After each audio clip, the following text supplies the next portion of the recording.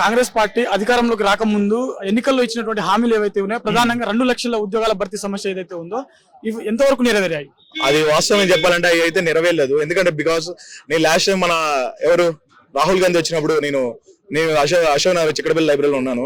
ఆ రోజు వచ్చాడు అతను. నార్మల్ గా వచ్చి ప్రతి ఒక్క స్టూడెంట్స్ అంటే ఎవరైతే నిరుద్యోగుల సమస్య ఏమేమి ప్రాబ్లమ్స్ ఉన్నాయి అని కనుక్కొని ఆయన ఏం చేశాడు, ట్వీట్ కూడా చేశాడు.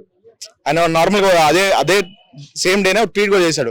ఎవ్రీ ఇయర్ 2 lakhs జాబ్స్, అదే విధంగా మనకి సంబంధించిన అంటే ఏమైనా వెల్ఫేర్ సంబంధించిన స్కీమ్స్ గురించి వాటి గురించి చెప్పాడు. కానీ ఆ జాబ్స్ సంబంధించిన అతను దాంట్లో కాంగ్రెస్ గవర్నమెంట్ అనేది ఫెయిల్ అయింది.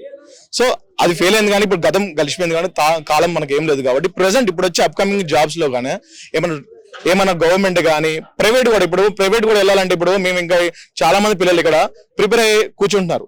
ప్రిపేర్ అయ్యి కూర్చునేసరికి వీళ్ళకి చాలా వరకు టైం అనేది ల్యాప్ అయిపోతుంది. ల్యాప్ అయిపోయేసరికి ఏమైతుంది, వాళ్ళు ఫర్దర్ గా జాబ్స్కి వెళ్ళాలంటే వెళ్ళలేకపోతున్నారు. ఎందుకంటే ఇప్పుడు బయట ప్రైవేట్ జాబ్స్కి వెళ్తే లైక్ నేను ఏమైనా నార్మల్ గా ఏమైనా అప్డేట్ కానీ సాఫ్ట్వేర్ కంపెనీ కానీ మైక్రోసాఫ్ట్ కానీ కాంగ్రెజెంట్ ఏ కంపెనీకి వెళ్ళగానే నీకు ఫ్రెషర్స్ కి ఎవరు ఇవ్వరు. ఎందుకంటే ఫ్రెషర్స్ కి ఇవ్వాలంటే నీకు గ్రాడ్యుయేషన్ ఎప్పుడు అయిపోవాలి, మాక్సిమం 1 year or 2 years, ఒకవేళ ఇఫ్ ఇన్ కేసు 3 years, ఒకవేళ మోర్ దెన్ 5 years అయింది వాడి జాబ్ ఇవ్వదు. ఎందుకు వచ్చింది గ్యాప్ అంటే వాళ్ళకున్న బెనిఫిషియల్ ప్రకారం మనం అక్కడ రీచ్ కావట్లేకపోతున్నాం. మళ్ళీ అదేవిధంగా గవర్నమెంట్ కి మనకు కట్టుకు రావాలంటే సరైన టైంకి నోటిఫికేషన్ పడలేదు. నోటిఫికేషన్ పడ్డది కూడా ఎగ్జామ్ రాస్తారు కదా, ఆ ఎగ్జామ్ రాసినప్పుడు కూడా సరైన పాలసీ ఇంప్లిమెంట్ లేదు. ఆ ఎగ్జామ్ ప్రిలిమ్స్ రాస్తాం, మెయిన్స్ రాస్తాం, అయిపోయిన తర్వాత చాలా క్రిటిక్స్ ఉంటాయి. ఇవన్నీ పిల్లలు ఎదుర్కొనేసరికి లాస్ట్కి ఏమవుతున్నారంటే వాళ్ళక పెసిమిటిక్ అంటే నిరాశవాదులకి వెళ్ళిపోతున్నారు. వాళ్ళు దానివల్ల maybe it's going to the suicide, it's going to the financial crisis, ఏదైనా అవ్వచ్చు. కానీ అలాంటి సంబంధించిన సైకలాజికల్ కూడా పిల్లలు నాశనం అవుతున్నారు కదా. సో దాని గురించి కూడా మన యొక్క గవర్నమెంట్ చాలా, ఎందుకంటే this is a basic architecture for the student. ఇక్కడ నుంచే కదా కోర్ ఎలిమెంట్ వెళ్ళేది. మనం ఎంత మాట్లాడినా కానీ మార్నింగ్ వచ్చి వెళ్ళిపోయారు. కానీ స్టూడెంట్ సెంటర్కి ఒక్కళ్ళన్నా అడిగారా? 1000 కోట్లు ఇస్తున్నాడు. 1000 కోట్ల కోసం మాకు ఇక్కడ 3 ప్రాజెక్టులు పెట్టారు.